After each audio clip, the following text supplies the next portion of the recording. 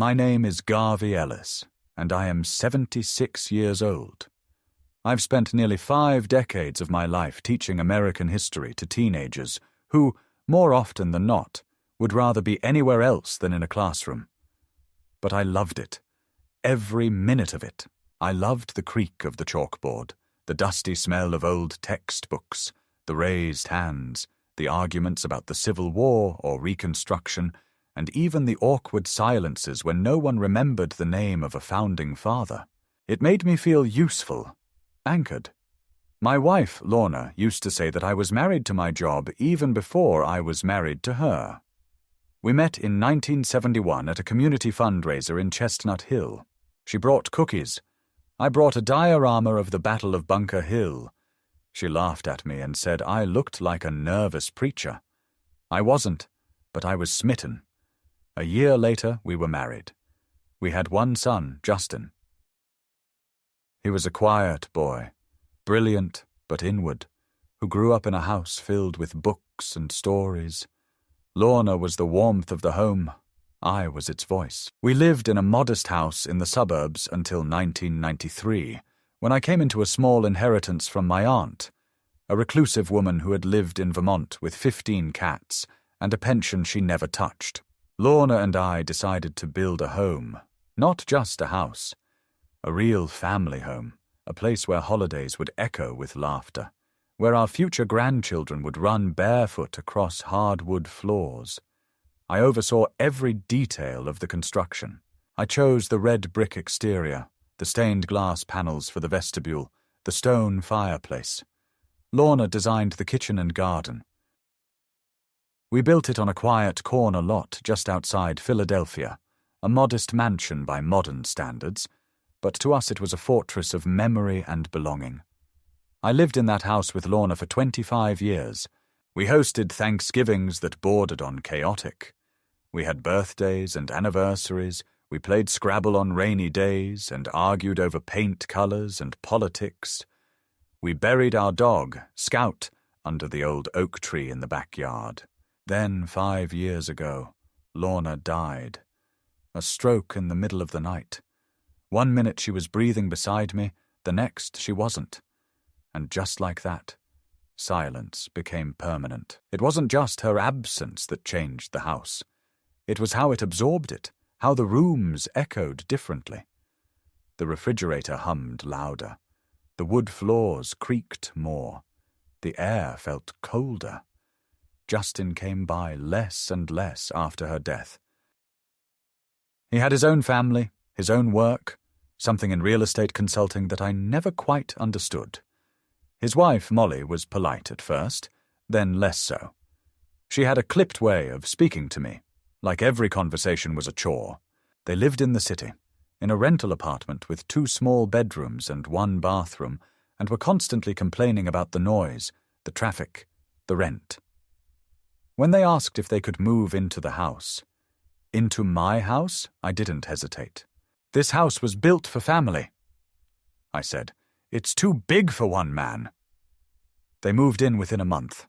I offered them the master bedroom, though it still smelled like Lorna's lavender lotion, and I moved into the old guest room near the back of the house. It was small, windowless and dry. Molly called it the annex, with a smirk that she didn't try to hide. I didn't care. I was glad to have people around. The laughter of my 2 grandchildren, Alec and Faith, brought some life back into the hollowed spaces. For a while I believed we were healing, but things changed slowly, and then all at once. Molly began reordering the house as if I were a temporary tenant. My books disappeared from the living room shelves. The framed photos of Lorna were replaced with pastel motivational quotes in Target frames. She said she was trying to freshen up the space. Then came the new locks, first on the laundry room door, then the pantry, then, eventually, the thermostat. I found myself asking permission to use my own microwave.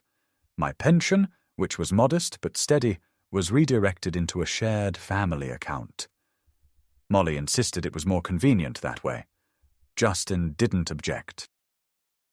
They told their friends and neighbors that they had taken in Justin's aging father, that they were doing their best to accommodate him. I was introduced at gatherings as Pop, like a mascot, something quaint and pitiable. Molly would laugh loudly and say things like, "We've got the full multi-generational setup. It's like having a sitcom character in the house." Once, during dinner, I tried to explain a small discrepancy in a historical documentary we were watching, one detail about Reconstruction politics. And Molly turned to me and said, "Garvey, it's not that serious. Can't you just enjoy things like normal people?" That was when I realized I wasn't part of this household. I was furniture, old and inconvenient, something you learn to walk around but never look at too closely. The children stopped sitting with me. They were growing, of course, and teenagers have their own world, but it was more than that. Alec once asked me if I had dementia because, as he claimed, "You always repeat stories." Faith refused to ride with me in the car to church, saying she didn't like the smell of the upholstery. Molly would schedule their family vacations without telling me, leaving me alone in the house for a week at a time. I didn't mind being alone. What I minded was the slow erasure, the disconnection, the feeling that I was becoming invisible in the very place I had poured my life into. The final straw came on a Wednesday morning in April. I had risen early, as always, and was boiling water for tea. Molly came downstairs in her yoga outfit, earbuds in, and opened the refrigerator. She sighed, slammed it shut, and turned to me. "There's no oat milk," she snapped. Again. "I don't drink oat milk," I replied gently, "but I can pick some up today." She stared at me, hands on her hips, and then said the words I would never forget. "You should be grateful for any roof over your head, Garvey. Some people your age are in nursing homes. You don't get to make demands here." She walked out of the room before I could answer. I stood there, tea kettle whistling, the steam fogging up my glasses. And I realized something. I had become a ghost in my own home. The house I had built, paid for, maintained, the walls that held my memories now held me captive, and I was supposed to be grateful.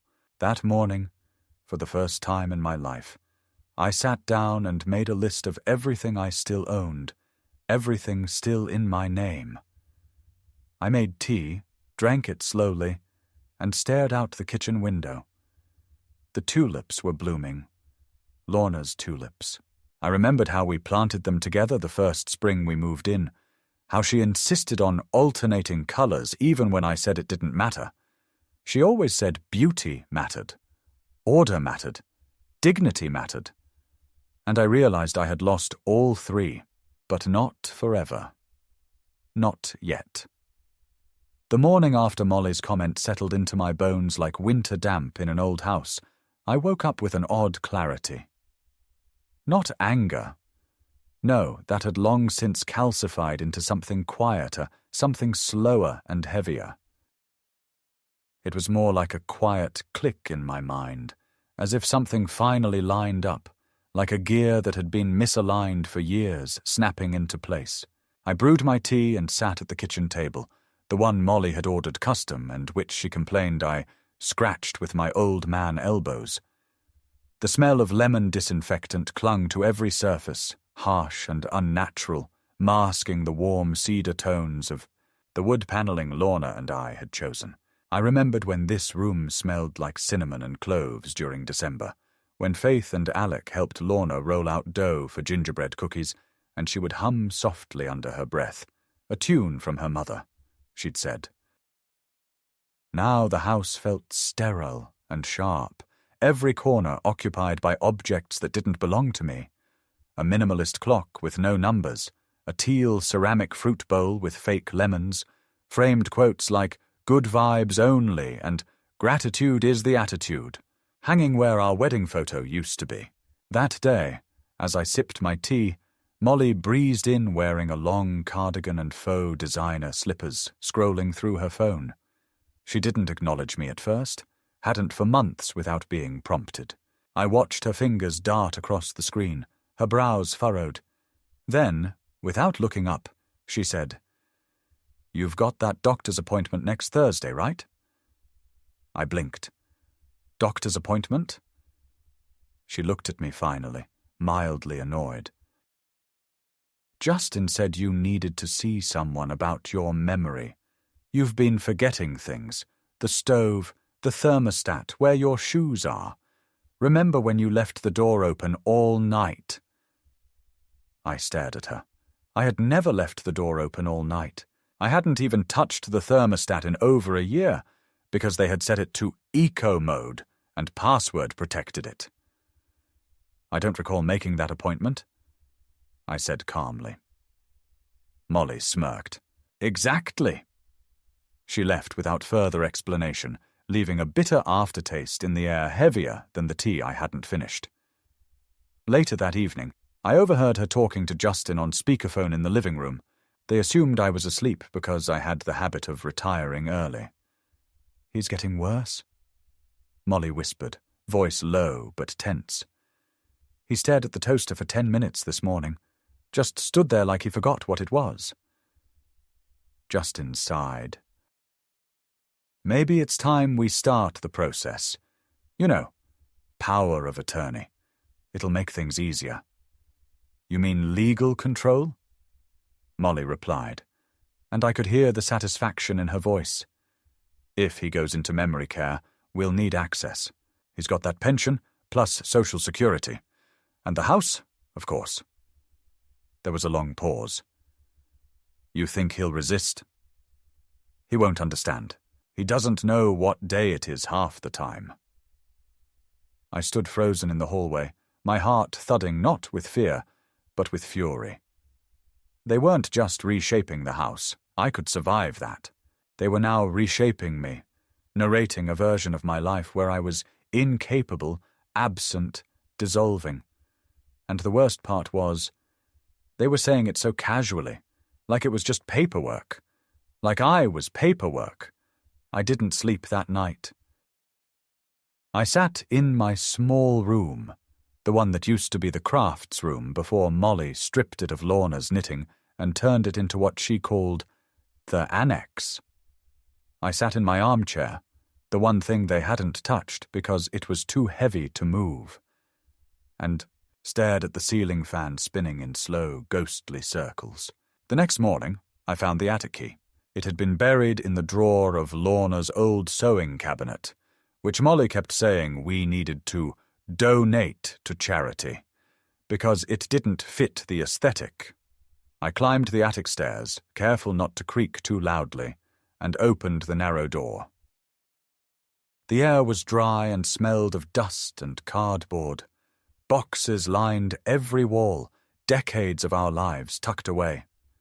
And then, wedged between a stack of Christmas decorations and a bundle of yellowing yearbooks, I found the fireproof safe.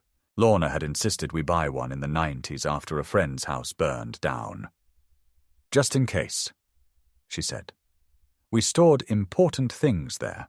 Wills, birth certificates, our marriage license, and most importantly, the deed to the house." With trembling fingers, I turned the combination lock. I remembered it immediately. Her birthday, my birthday, the year we married. The safe clicked open.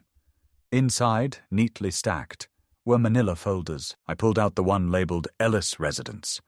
I sat on the attic floor, legs crossed like a schoolboy, and read slowly, methodically. And there it was, clear as day, signed and notarized in 1995. A living trust agreement. It stated that I, Garvey Ellis, was the sole original owner and trustee of the house, and that should any family members reside there, their occupancy would be considered provisional unless otherwise amended by me. The trust had never been amended. My breath caught. They had no legal right to the house, no power, no claim. Justin may have paid for a new roof 5 years ago. Molly might have ordered furniture and painted walls, but none of that mattered. The house was mine, The place I had built brick by brick, the place I had shared with my wife, the place I had allowed them to enter out of love, not obligation. And here they were, preparing to push me out, to declare me unfit, and perhaps institutionalize me, erase me like one of Molly's throw pillows that didn't match the couch. I sat in the attic for over an hour. I didn't cry. I didn't shout. Instead, I felt an icy resolve form in my chest. It was like watching the tide pull back before a storm. I took the deed, carefully placed it in a new envelope, and slid it into my coat pocket. I went back downstairs, passing Justin on his way in from the garage. He didn't notice the envelope.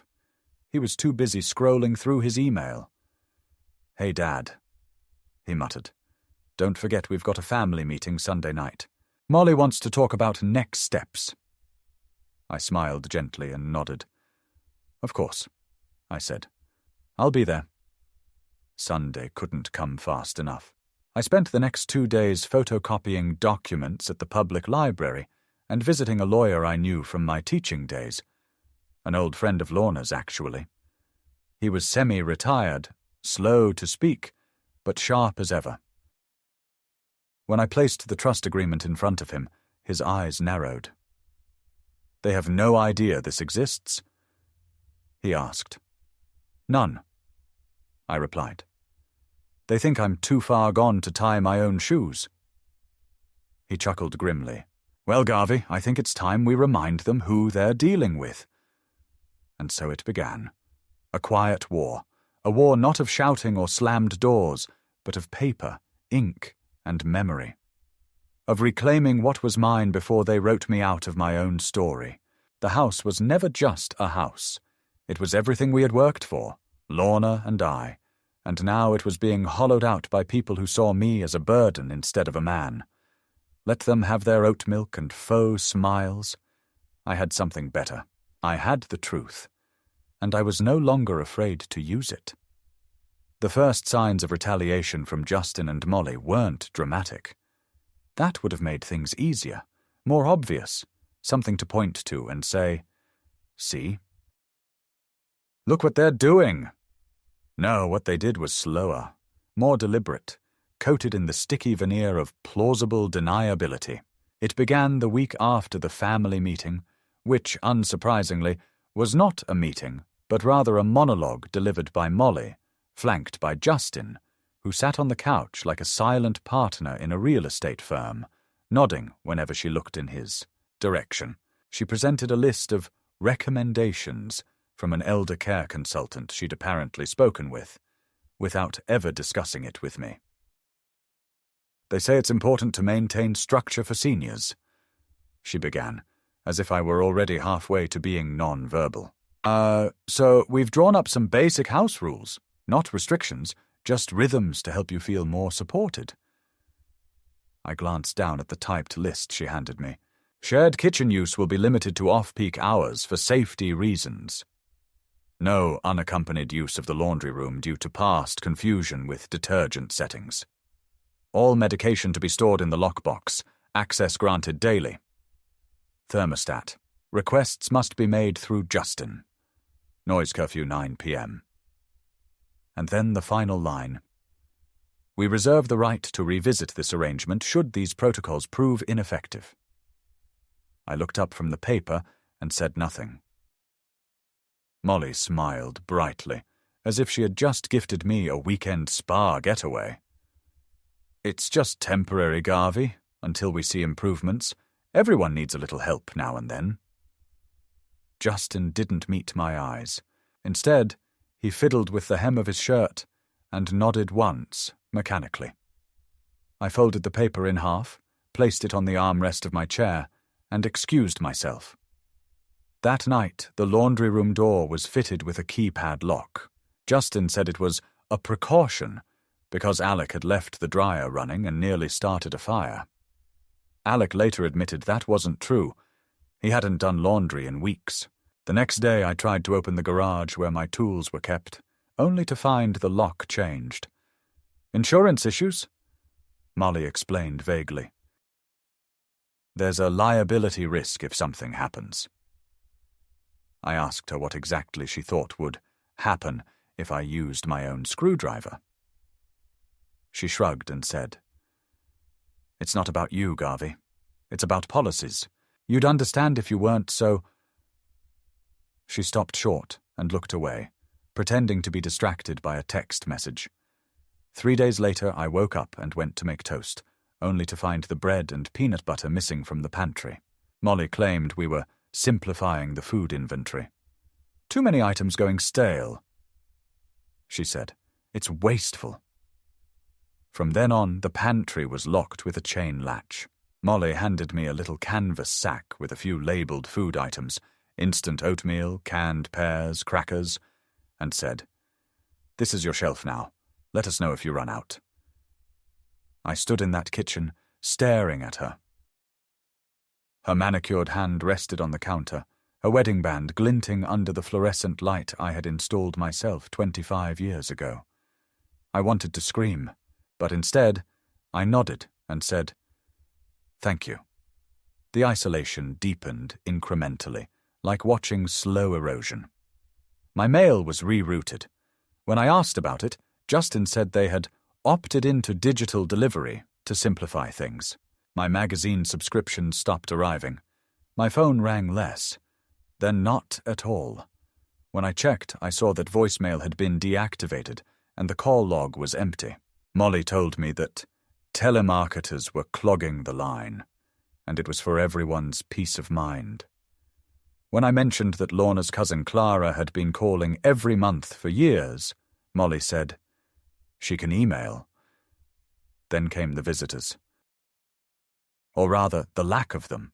My former colleagues, old friends from church, even the handyman I'd known for a decade. None of them came around anymore. At first I thought it was natural drift.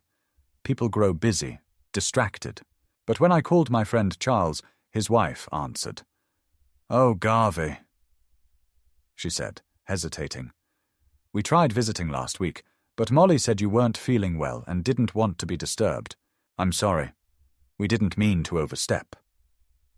My stomach dropped. I hadn't been sick. I hadn't even known they'd come by. I asked her to please try again. They never did. I started walking to the park every morning, just to breathe air that wasn't tinged with resentment. I'd sit on the same bench, watch the ducks, feed them crusts from the stale bread Molly deemed expired, and think. I thought about Lorna's laugh, the way she used to hum when she cooked. I thought about how the sun used to hit the dining room table just right in the mornings, and how Faith used to climb into my lap to read picture books.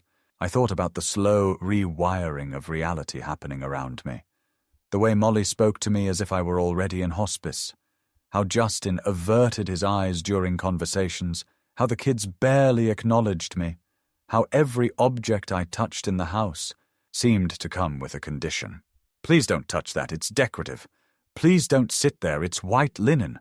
Please don't open that cabinet, it's not organized yet. Please remember to knock before entering shared spaces." Shared spaces. That was the phrase Molly used when she started locking the downstairs bathroom after 9 p.m. "It's a shared space," she said. "We need boundaries." I wanted to ask her what exactly I was sharing. My pension? My property? My silence?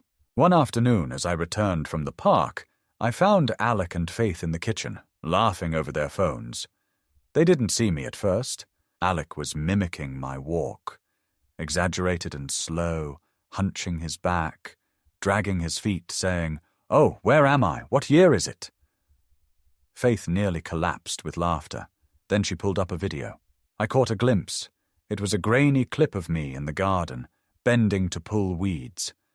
Alec had added a voiceover. "When the dementia kicks in but the lawn still needs love." They'd posted it to some app. Thousands of views, hundreds of laughing emojis. I backed away before they saw me, walked straight to my room, and sat on the edge of the bed for a long time. I didn't cry. That part of me felt long gone. Instead, I made another list. Names, actions, dates. I kept it in the back of my notebook, along with the deed. And then, just as I thought they had exhausted their arsenal of microaggressions, they escalated again. I overheard Molly talking on the phone with someone named Janice. "Yes, we're looking into assisted living," she said. "But there are some logistical complications. He doesn't think he needs it, of course. He still thinks he's fine. It's sad, really. He repeats himself constantly. We think it's early onset, but he's so stubborn. He won't see a doctor. We're documenting everything. Video, timestamps, medication errors." There was a pause. "Yes, we've been told legal guardianship is the next step. We're working on it." I stared at the floor of the hallway, the grain of the oak panels I had chosen myself, and realized that I was being slowly disappeared. Not physically. That would have been too easy. But legally, administratively, emotionally, I was being erased. They were creating a paper trail of fiction, a manufactured narrative of my decline. Every withheld letter, every intercepted phone call, every tiny humiliation had a purpose: to paint me as unfit to remain in control of the life I had built. That night, I didn't sleep.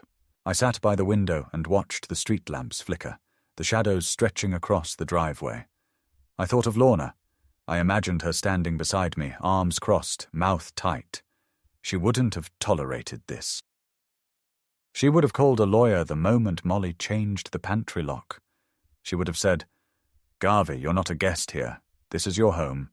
Don't let them make you forget that." I wished she were here. I wished she could see me now. Or maybe I didn't.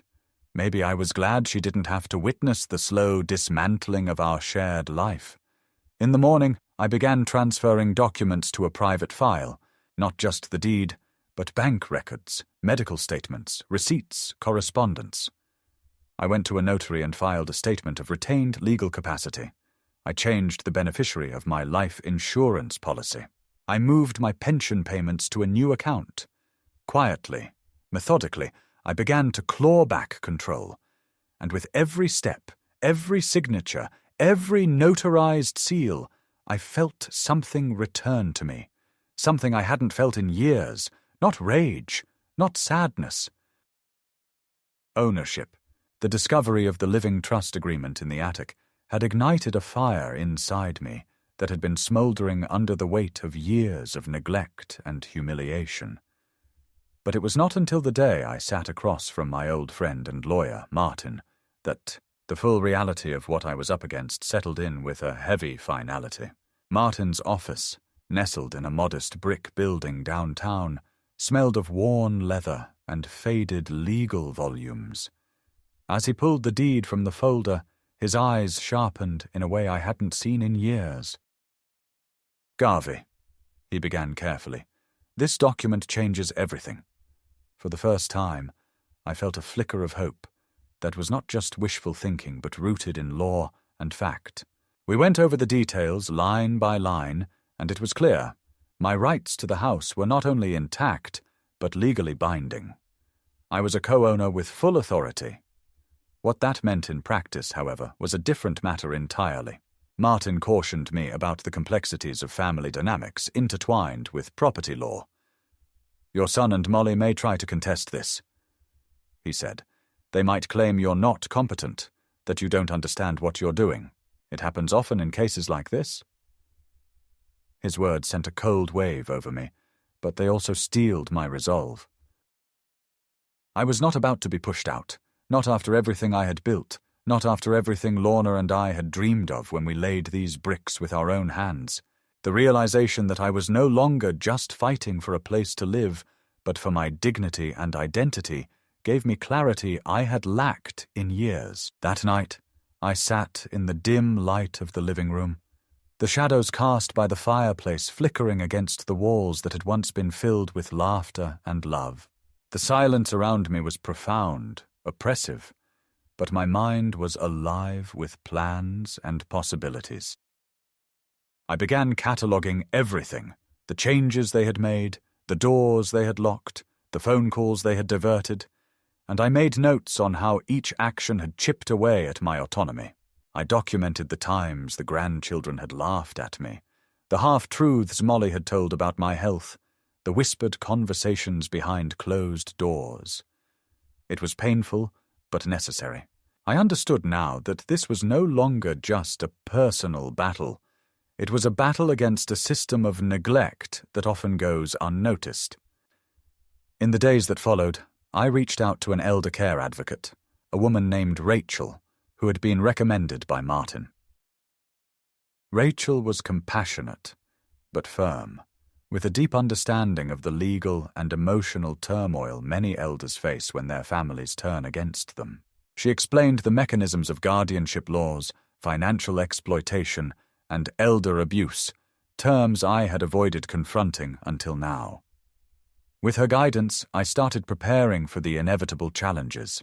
We spoke at length about gathering evidence, about building a case not just for my ownership, but for the respect and care I deserved. It was overwhelming, but Rachel's presence gave me strength I hadn't felt in years. Meanwhile, the atmosphere in the house grew colder, more strained. Justin and Molly were aware now that I had found the documents, and their smiles were tighter, their conversations more guarded. The grandchildren were pulled closer into their sphere of influence, and my presence was reduced to a formality, a background figure in their orchestrated household. I found myself eating alone more often, the dinner table shrinking as if to physically exclude me from their lives. The disconnect was painful, but the discovery of the trust had given me a secret weapon. I was no longer just the elderly man they could dismiss. I was a co-owner with rights, with a voice that could no longer be silenced. One afternoon, Justin confronted me directly for the first time. He was in the kitchen, loading dishes into the dishwasher with a forced calm.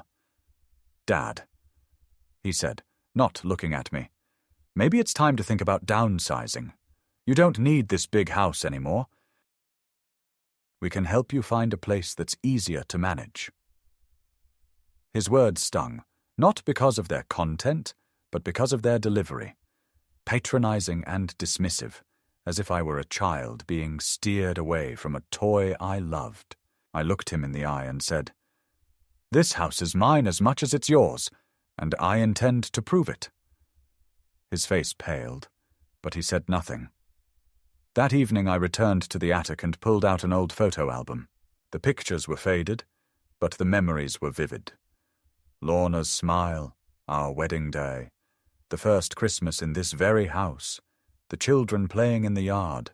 I traced the outlines of familiar faces, the handwriting on the back of photos, the small notes tucked between pages. It was a testament not just to ownership, but to life itself. This house was a vessel of decades of love and hope, of sacrifices made and dreams nurtured. And now, it was at the center of a storm that threatened to tear everything apart. The middle point of my journey was not marked by a single event, but by the dawning awareness that I was no longer a passive observer in my own life. I was becoming an active participant, a man reclaiming his story piece by piece. The legal documents were not just papers, they were keys unlocking a future where I could assert my rights and demand respect. Yet with this power came the bitter knowledge that family ties could be as fragile and dangerous as any external threat. The house that once symbolized security and warmth had become a battleground, and I was preparing to fight for every inch. In the quiet moments before sleep, I felt the weight of loneliness and betrayal settle over me. But I also felt something else, a spark of determination, a flicker of hope that had survived years of neglect. The battle ahead would be long and difficult, but for the first time in a long time, I was ready. Ready to stand up not just for the house, but for myself, for the legacy of love and life that no one could take away. And so, the middle point was reached, the point where the past and future collided, where the fragile bonds of family were tested, and where the true measure of a man's spirit would be revealed. In the weeks that followed my conversation with Justin, the air in the house thickened with a tension that no one acknowledged, but everyone carried, Like a gas leak, we were all pretending not to smell. The children moved through the house on tiptoes, whispering more and glancing at me out of the corners of their eyes, as if waiting for me to drop something or say something forgetful to validate the story Molly and Justin were weaving so carefully. Molly herself became a spectre, always watching, rarely speaking directly to me, but leaving signs of her presence everywhere. My laundry, which I had always done myself, started disappearing from the hamper and reappearing, clean but with several items missing. When I asked about my cardigan, the grey one Lorna had knitted me in 2002, Molly said she didn't know what I was talking about, and perhaps I'd misplaced it. A week later, I saw Faith wearing it, sleeves rolled up, laughing with her friend on the front porch. When I opened my mouth to ask for it back, she looked at me with something between pity and disgust and said, "It smells like mothballs. You can have it." I said nothing. I walked back inside and made a note in my journal. It was around that time that they started inviting people over. People I didn't know, friends from Molly's yoga studio or Justin's office, and introducing themselves as the homeowners. I was never mentioned. One evening, I came into the living room to find a group of well-dressed strangers sipping wine and complimenting the renovations. Molly smiled at me, tight-lipped, and said, "Oh, this is Garvey. He's family." A woman with dyed red hair and too many bracelets extended her hand and asked if I lived nearby. Before I could answer, Molly interjected, "He stays with us sometimes. We like to keep an eye on him." The laughter that followed, polite, dismissive, oblivious, rung in my ears like a siren. I went to my room and stayed there for the rest of the evening. When I emerged the next morning, the front door had a new smart lock. My access code no longer worked.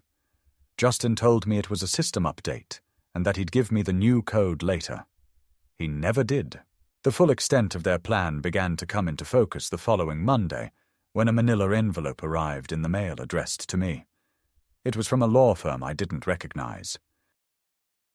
Inside were legal documents notifying me of an intent to file for durable power of attorney, citing signs of cognitive decline and inability to manage personal affairs. I sat at the kitchen table, fingers trembling, reading the words over and over. They had claimed I was forgetful, that I had repeated stories, that I had gotten lost walking home, none of which was true. They had built a dossier of fiction, carefully curated and framed, to paint me as a man unraveling, all so they could gain legal control over my life. I called Martin immediately, and by the end of the day we had filed a formal objection. "They're going for guardianship," he said, voice tight with controlled rage. "They're trying to get ahead of you, Garvey. You need to prepare yourself." Over the next 2 weeks, the house became a theater of manipulation. Molly and Justin began to treat me with exaggerated concern, in front of the children, in front of their friends, in front of neighbors. "Did you take your meds, Garvey?" Molly would ask loudly, though she knew I didn't take any daily medications. "Do you remember what day it is?" Justin would ask casually during dinner, smirking at Faith. I answered correctly every time, and they would nod solemnly, as if still unconvinced. They were trying to bait me into an outburst. I didn't give it to them. I kept calm, took notes, and continued building my own case. I documented every lie, every insult, every manipulation. I backed up every bank statement, every message, every piece of correspondence that showed I had full cognitive ability. I scheduled an appointment for a comprehensive medical evaluation, including neurological assessments, cognitive testing, and a psychological review. Rachel accompanied me and took detailed notes. The results came back clear. No evidence of dementia, memory loss, or diminished capacity. I filed the report with the court as part of my counterclaim. Molly was furious.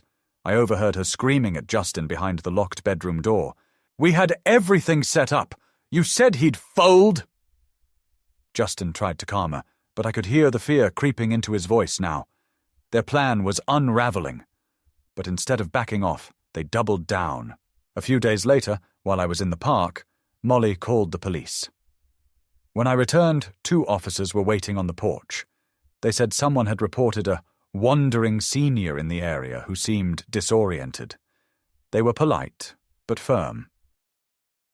I handed them my ID, explained I was out for a walk, and pointed to the house. Molly came out, tears in her eyes, and said, "He's been getting worse. Sometimes he forgets where he is." The officers looked at me, then at her, and then back at me. I smiled calmly and said, "Would you like to see my most recent neurological exam? It's notarized." I offered them a copy from my file folder. They declined, but one of them nodded, almost apologetically. "Sorry, sir. Just doing our job." When they left, I turned to Molly and said, "That was your last move. You've just made it easier for the court to see what this is." She didn't respond. The real turning point came a week later. I discovered a hidden email account linked to Justin's name on the family computer in the study, a shared machine I had built myself a decade ago. He had left it logged in. There, I found correspondence with a senior living facility in New Jersey, along with financial estimates and notes labeled Dad's Pension, Transfer of Assets, and Residence Change Prep. The date they were planning to move me was 2 weeks away. I printed everything. I handed it to Martin the next morning. "That's attempted coercion," he said, "and possibly fraud." We filed for an injunction. The court set a date for a formal hearing to determine whether Justin and Molly had engaged in elder abuse and financial exploitation. When the papers were served, Molly screamed at the courier and slammed the door in his face. That night, she came to my room uninvited. "You think you're clever?" she hissed. "You think you're going to win?" I didn't answer. I turned to the window and stared at the darkness. She waited for a response. When she realized none was coming, she added, "You don't deserve this house." I turned back to her, finally, and said, "Neither do you." In the days leading up to the hearing, Justin tried to reach out. He brought me coffee one morning, black, no sugar, just how I liked it. He sat across from me in the sunroom and said, "Dad, this has gotten out of hand. Maybe we can make a deal." I waited. "We walk away," he said. "You keep the house. We'll move out. No court, no mess." I looked at him for a long moment. "And in return?" "You don't pursue charges. You let it go." I considered his offer. Then I said, "No. You don't get to spend a year trying to erase me and then ask for forgiveness when the ink won't dry.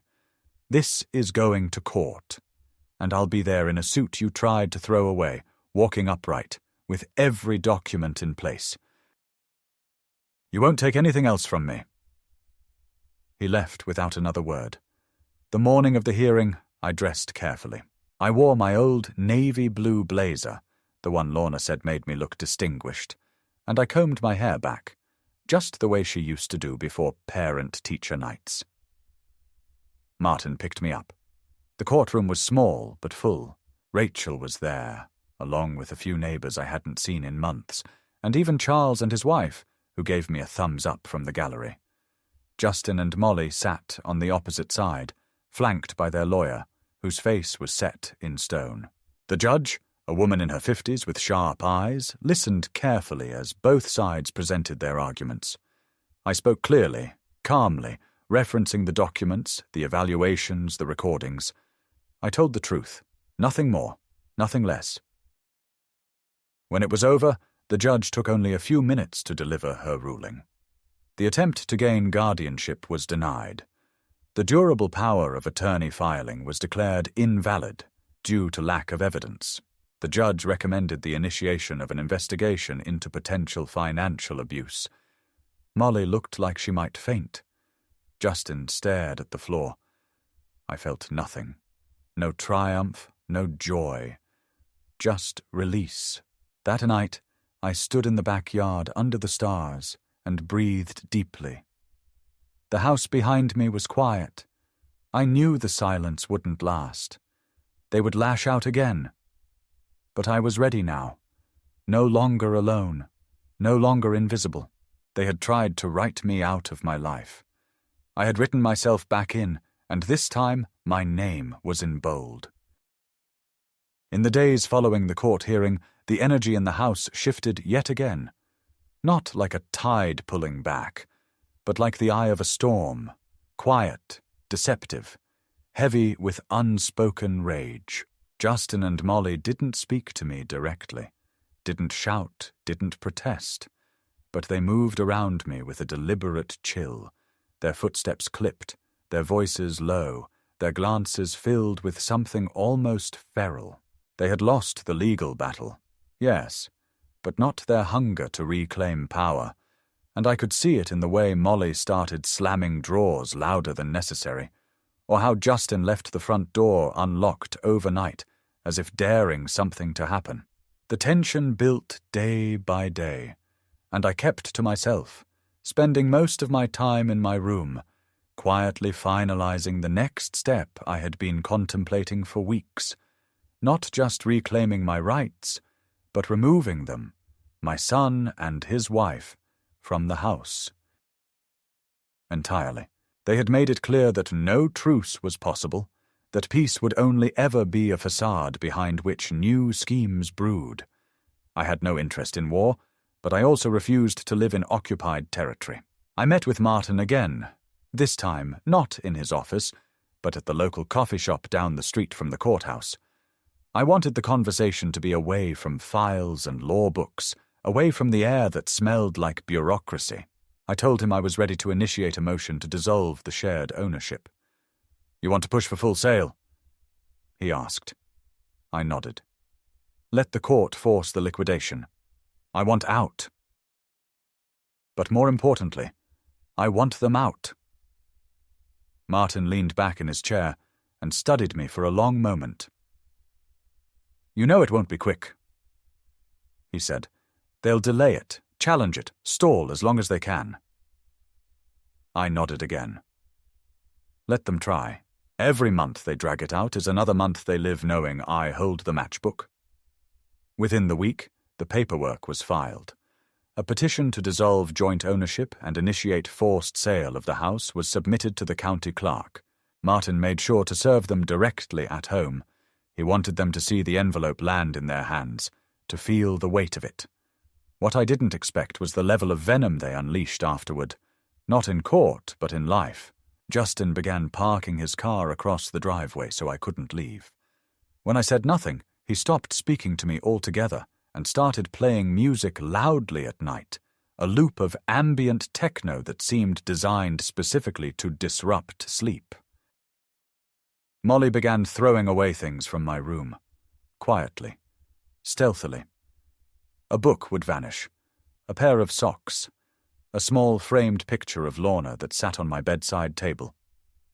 When I confronted her, she claimed she'd never touched anything. "Maybe you're losing things, Garvey," she said, smiling with her mouth but not her eyes. "It happens." I called the locksmith and had the lock on my door changed. I gave no explanation. One night, after I came home from the pharmacy, I found my bed stripped of all bedding. No sheets, no blankets, no pillow. In their place was a folded note. "Cleaned for your comfort." I stood in the doorway, holding that slip of paper, and knew exactly what it meant. I went out and bought a sleeping bag. I said nothing. I made tea and went to bed inside a nylon shell on a bare mattress, and I wrote in my journal, "They are trying to make me leave. I will not." The hearing was scheduled for 3 weeks later. During that time, I kept my distance.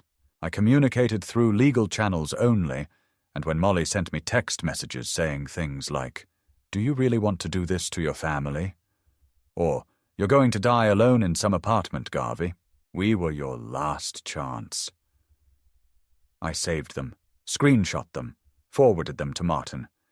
Every cruel word became another brick in the wall I was building between myself and them, a barrier that would finally sever our toxic entanglement. The week of the hearing, a realtor named Corinne Page visited the house for a preliminary valuation. She was polite, professional, and did not flinch when Molly hissed at her in the entryway. "You're wasting your time." "We're not selling." Corinne smiled and said, "That will be up to the court." She walked the property with me, taking notes. When we reached the backyard, I told her about the oak tree, the one Lorna had planted from a sapling, the one under which we had buried Scout, our dog, the one that had shaded so many childhood picnics. Corinne listened with the kind of quiet respect that had become foreign to me in recent years. When she left, she handed me her card and said, "I've seen this before. You're doing the right thing. Sometimes letting go is the only way to hold on to yourself." The final hearing came on a Tuesday morning. The courtroom was overcast, the sky outside a dull steel that matched the cold hush inside the chambers. The judge reviewed our petition, heard both arguments, examined the documentation. Molly tried to speak about the inconvenience, about the supposed betrayal of a father turning on his family. But the judge silenced her gently but firmly. "This isn't about feelings," she said. "This is about property law and elder protections. Mr. Ellis has every legal right to pursue a dissolution of ownership. The court sees no evidence that would prohibit this." The ruling was delivered quickly, with a directness that left Molly stunned. The property would be listed. They would have 60 days to vacate, or the court would issue a mandatory eviction. The judge also authorized a financial audit into previous account activity to ensure there had been no inappropriate transfers. Justin's face was pale when we left. He didn't look at me. Molly did. Her glare was fire. I returned home that evening to find the kitchen trashed. Plates broken, food spilled, the refrigerator door left wide open. I didn't react. I took photos. I forwarded them to Martin. Then I made myself a sandwich with what was left of the bread and sat in the living room, my living room, and ate while staring at the fireplace I had built with my own hands. That night, I heard them arguing behind their door. I heard the word homeless, I heard credit score, I heard lawsuit. I went to sleep early and deeply. The next morning, Molly approached me in the hallway. Her expression had changed. It wasn't anger now. It was desperation poorly disguised as concern. "Garvey," she said, "we've all made mistakes. But surely we can work something out. Maybe we pay you rent. You don't really want to live alone at your age. Think about your health." "Your grandchildren." I said nothing. I simply walked past her, into the kitchen, poured myself coffee, and returned to my room. 3 days later, they moved out. No fanfare, no goodbyes, just the thud of boxes and the scrape of furniture across the floors. I stayed in my room until the moving truck left. When the silence came, it was absolute. And it was beautiful. I walked through the house slowly. Every room was empty of their presence, their scent, their tension, their contempt. It was all gone. I opened every window. I let the air in. That night, I slept under Lorna's quilt, the one Molly had hidden in the linen closet for years. I found it still smelling faintly of cedar and lavender. And for the first time in a long, long time, I slept without dreams. In the weeks that followed their departure, the house grew quieter in a way that no longer felt oppressive, but restorative, like a body finally exhaling after years of bracing against constant tension. The rooms that once echoed with confrontation and passive aggression became still, but not empty. There was a different kind of presence now, one I recognized, one that had been waiting beneath the surface all along. It was Lorna. It was me. It was the original pulse of this house, before it was reduced to a battleground. I moved slowly at first, reacquainting myself with forgotten corners. I reopened the parlor and restored the music cabinet. I dug out the boxes in the attic and hung back the paintings Molly had declared dated. I returned my books to the living room shelves, and I sat down in my old chair and read in peace, the late afternoon sun spilling through the windows, just as it used to. My days became simple, structured by my own rhythm. I cooked modest meals, real food, not nutritional portions, and took long walks again, not to escape, but to observe, to breathe, to nod at familiar neighbors. Some of them had heard fragments of the story. Some had stayed quiet. But one by one, they began to return. Charles stopped by with a small peach cobbler from his wife. Mrs. Reyes brought me clippings for the garden. Even the mailman, who had once been instructed to deliver all envelopes directly to Justin, shook my hand and said, "Glad to see you back where you belong, Mr. Ellis." I felt like a man slowly stitching his name back into the seams of his life, not as a protest, but as an affirmation. I made one final visit to the courthouse to finalize the audit. The investigator assigned to the case confirmed what I already suspected.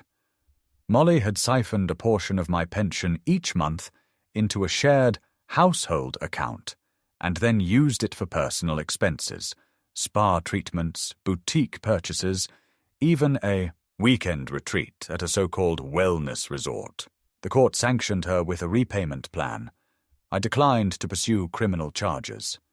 When the investigator asked me why, I simply said, "Because I'm not trying to destroy anyone. I just want my name to mean something again." She nodded slowly and said, "That's rare." I received one letter from Justin after they left. Typed, short, unsigned. He said he didn't agree with what I did, but hoped I found peace. There was no apology, no acknowledgement of what had been done. I read it once and filed it away. The grandchildren never wrote. I didn't expect them to. They were teenagers, shaped by the stories their parents fed them. Maybe one day they'd ask questions. Maybe they wouldn't. That would be their journey. I had no more illusions to protect. In late spring, I hired a local painter to restore the trim on the front porch. As he worked, I stood beneath the oak tree Lorna had planted and watched the breeze stir its branches. The sunlight flickered through its canopy like a memory not quite fully formed. I thought of Lorna's hands in the soil, her laughter when the wind blew her hat away, her quiet pride the day she saw the first acorn fall. I placed a small bench under that tree and sat there every morning, tea in hand, letting the silence return not as absence, but as presence. That, I realized, was the difference. This wasn't solitude. This was reclamation. The house no longer whispered fear. It breathed again. The walls no longer listened for insults. They held space for thought. I didn't need to repaint everything or erase the scars. The point wasn't to pretend the damage had never occurred. It was to live fully within the truth of what remained. I began teaching again, in a way, hosting small gatherings of retired teachers, leading free discussions at the library, mentoring a young man from the neighborhood who wanted to become a history teacher.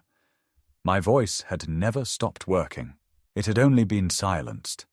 Now it rang out again, clear and strong, not because I demanded to be heard, but because I finally had room to speak. Sometimes at night I still hear echoes, Molly's clipped tones, Justin's hollow sighs, even Faith's mocking laugh, but they don't haunt me. They remind me. They remind me of how easy it is to surrender yourself by inches, by letting others rewrite your story line by line. And they remind me that I didn't let it happen forever. I stopped it. I found the line, stood on it, and said, "No more." The hardest part was not confronting them. It was confronting myself, the part of me that had allowed it all to unfold for so long out of hope, out of a misplaced belief in family loyalty. But now, standing alone in the very house they tried to erase me from, I feel no shame. I feel clean. I feel honest. I am 76 years old. I am not infirm. I am not confused, and I am not gone. I am here. This is my home, and for as long as I can rise each morning, it will remain so. Lorna would have smiled at that.